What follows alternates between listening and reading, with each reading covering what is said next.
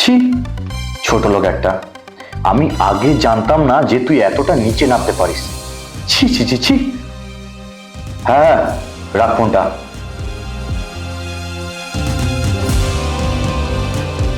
কি হয়েছে?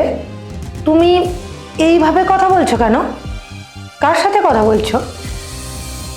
আরে আমাদের ওই ছ্যাঁচড়া প্রীতমটা, আরে ওর বউ প্রেগনেন্ট ছিল না, কোনোভাবে জানতে পেরেছে যে বাচ্চাটা মেয়ে ছিল, আর সঙ্গে সঙ্গে বাড়ির লোক অ্যাবর্শন করিয়ে দিয়েছে। ছি, আমার জাস্ট মানে ঘেন্না লাগছে। আজকের যুগে দাঁড়িয়ে কোনো মানুষ এমনটা করতে পারে বলো? তুমি বলো তো, আজকের দিনে মেয়েরা কোন অংশে কম?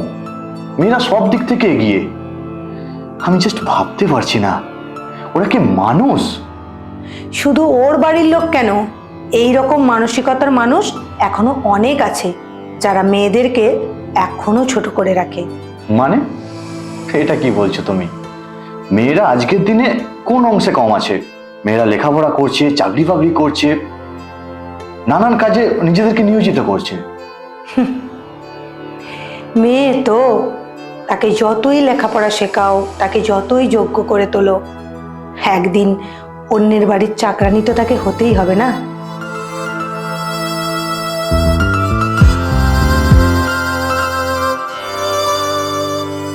তোমারও কি মনে হয় যে তুমি এই বাড়ির চাকরানি? না, আমার মনে হয় না, কারণ আমার স্বামী ভালো। তাই? তাহলে তোমার কি মনে হয়? দেখো, স্বামী যদি ভালো হয় তাহলে স্বামীর বাড়িও নিজের বাড়িই মনে হয়, আর নিজের বাড়িতে মানুষ খুব খুশি মনে কাজ করে।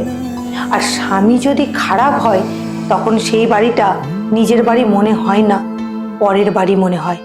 আর পরের বাড়িতে কাজ শুধুমাত্র চাকরানিরাই করে।